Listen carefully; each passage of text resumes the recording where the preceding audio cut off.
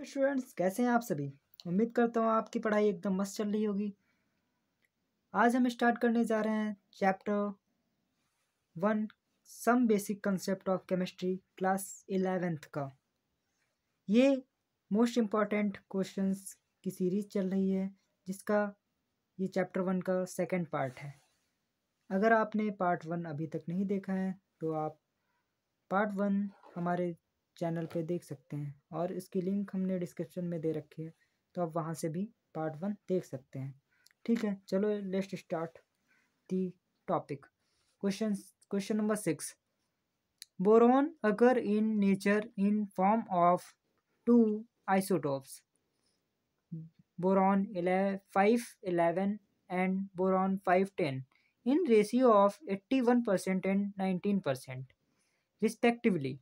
Calculate its average atomic mass. हमें क्या calculate करना है? एवरेज एटॉमिक मास कैलकुलेट करना है। तो आंसर में हम क्या करेंगे? एवरेज एटॉमिक मास कैलकुलेट करने के लिए करेंगे इज इक्वल टू होगा mass of boron isotope 11 into percentage ratio percentage 81/100 plus second isotope mass of boron 10 into percentage of isotope 19/100।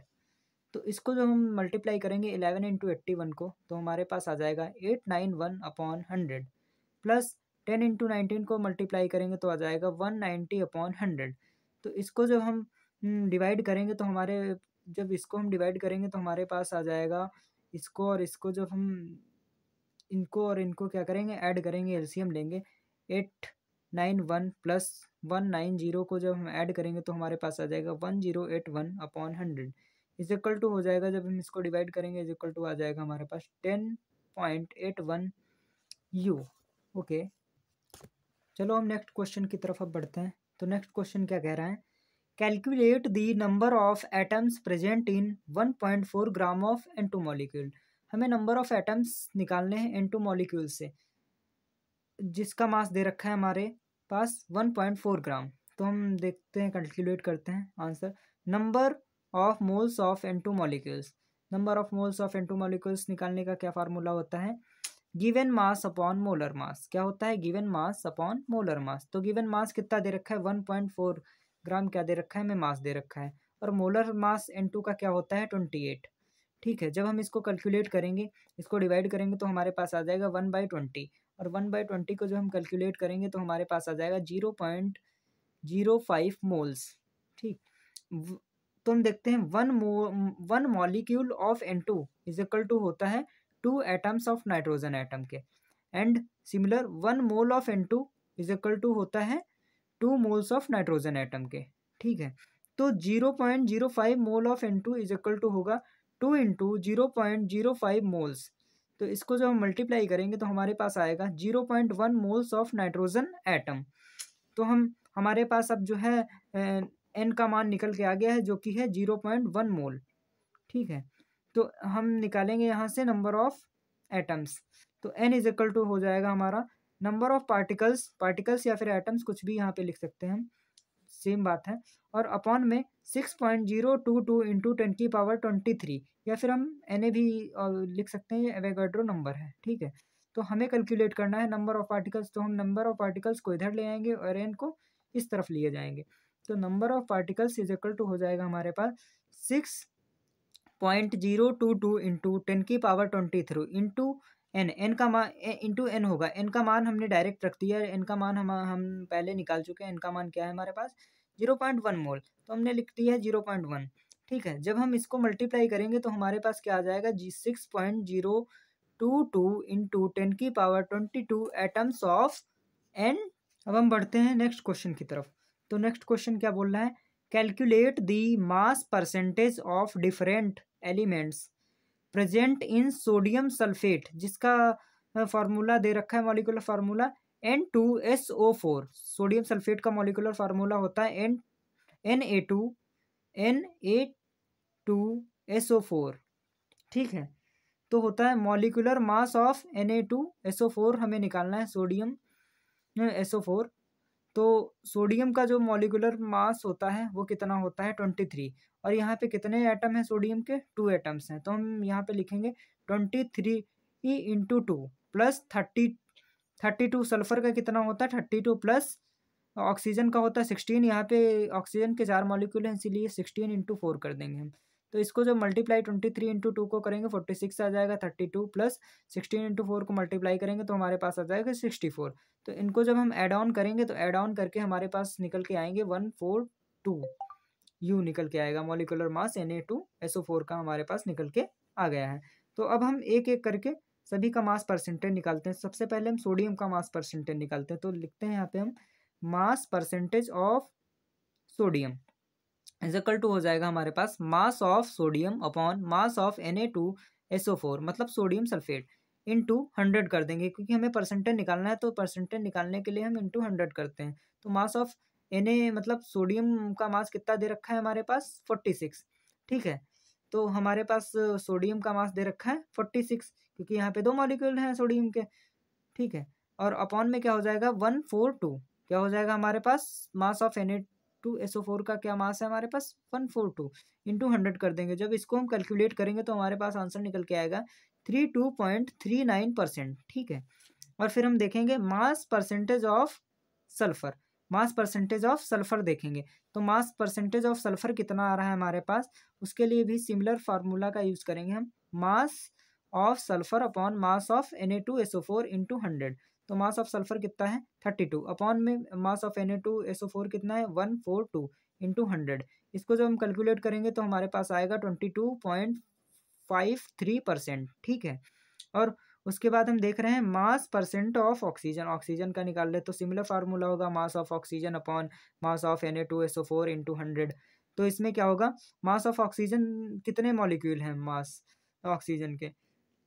Oxygen के मॉलिक्यूल हैं हमारे पास 4, और मास कितना होता है एक ऑक्सीजन का 16। तो 16 इंटू 4 अपॉन 142 इंटू 100 कर देंगे यहाँ पे इज इक्वल टू, इसको जब मल्टीप्लाई करेंगे आएगा हमारे पास 64 अपॉन 142 इंटू 100। इसको जब हम कैलकुलेट करेंगे तो हमारे पास आ जाएगा 45.07%। अब हम बढ़ते हैं नेक्स्ट क्वेश्चन की तरफ। नेक्स्ट क्वेश्चन क्या बोल रहा है हमें, calculate the number of atoms in each of the following.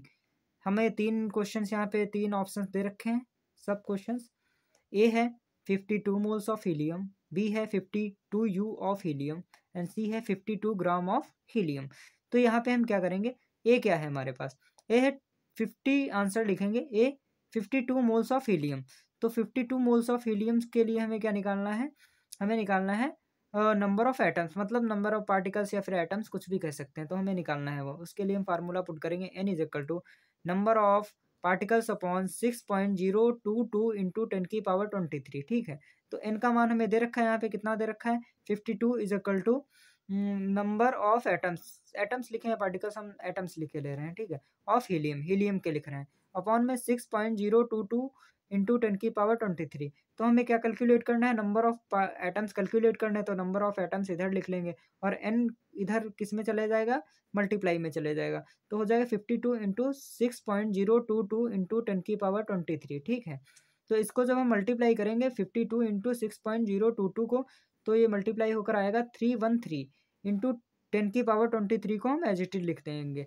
ठीक है, तो यहाँ पे हम अगर पॉइंट में लिखना चाहें तो हम क्या करेंगे, यहाँ पे 3.13 लिखेंगे इंटू 10⁻25 एटम आ जाएगा। ठीक है, अब हम देखते हैं इसका बी पार्ट। बी पार्ट क्या बोल रहा है 52 यू ऑफ हीलियम। तो 1 एटम ऑफ हीलियम कितना होता है 4 यू के बराबर होता है। तो नंबर ऑफ एटम्स कितने हो जाएंगे 52 अपॉन यू, तो कितने हो जाएंगे हमारे पास 13 एटम्स निकल के आ जाएंगे। हमारे पास कितने एटम्स निकल के आ जाएंगे 13 एटम्स निकल के आ जाएंगे। कितने हो जाएंगे हमारे पास यहाँ पे 52 अपॉन 4 हो जाएंगे, sorry for that. 52 upon 4 is equal to कितना हो जाएगा, जब हम डिवाइड करेंगे तो आ जाएगा हमारे पास 13 एटम्स आ जाएंगे। ठीक है, सिमिलर हम सी पार्ट को देखते हैं। सी पार्ट क्या बोल रहा है हमारा 52 gram of helium, 52 gram of helium बोल रहे हैं। तो हमें इसमें क्या कैलकुलेट करना है, n is equal to given mass upon molar mass. ठीक है, हमें n पहले निकालेंगे हम इसमें। तो क्या होगा 52 अपॉन 4 हो जाएगा। हम गिवन मास कितना है 52, मोलर मास कितना दे रखा है हीलियम का, हीलियम का मोलर मास पता है तुम्हें कितना होता है 4 होता है, इज इक्वल टू तो इसको जब हम कैलकुलेट करेंगे तो आ जाएगा हमारा 13 मोल्स। तो 1 मोल इज इक्वल टू किसके बराबर होता है? 6.022 इंटू 10⁻23 एटम्स के बराबर होता है। तो 13 मोल किसके बराबर हो जाएगा? 6.022 इंटू 10⁻23 इंटू 13 से मल्टीप्लाई कर देंगे। तो ये जब मल्टीप्लाई करेंगे तो इसको कितनी वैल्यू आ रही है मल्टीप्लाई करने पे हमारे पास? 7.83 इंटू 10⁻24 एटम्स ऑफ हीलियम आ रही है वैल्यू हमारे। ये हमारे पास आ रही है calculate the amount of water in gram produced by combustion of 16 gram of methane. ठीक है, तो ये हमें कैलकुलेट अमाउंट ऑफ वाटर करना है इन ग्राम में दे रखा है combustion by 16 gram of methane से। तो CH4 इन गैसेस ग्राम में दे रखा है, गैसेस फॉर्म में दे रखा है। ठीक है, प्लस 2O2 से जब कंबशन कराएगा तो क्या निकलेगा? CO2 प्लस 2H2O निकल जाएगा। ठीक है, इसके साथ में तो इसमें बताया है 1 मॉलिक्यूल ऑफ मीथेन से रिएक्शन करेगा 2 मॉलिक्यूल ऑफ ऑक्सीजन। कंबशन करने के बाद प्रोडक्ट क्या मिलेगा? 1 मॉलिक्यूल ऑफ CO2 मिलेगा एंड 2 मॉलिक्यूल ऑफ वाटर मिलेगा। ठीक है, अगर इसको मोल के फॉर्म में देखें तो 1 मोल ऑफ मीथेन रिएक्शन करेगा 2 मोल ऑफ ऑक्सीजन से, तो हमें क्या मिलेगा? 2 mole of CO2 1 mole of CO2 मिलेगा एंड 2 मोल ऑफ वाटर मिलेगा। ठीक है, तो हम देखते हैं 16 ग्राम ऑफ मीथेन में n का मान कितना होगा। तो n क्या होगा? Is equal to mass upon molar mass. तो मास कितना मीथेन का दे रखा है हमें? 16, और मोलर मास मीथेन का कितना होता है? 16 इज इक्वल टू, तो 1 मोल आ रहा है। n का मान कितना आ रहा है हमारे पास? 1 मोल आ रहा है।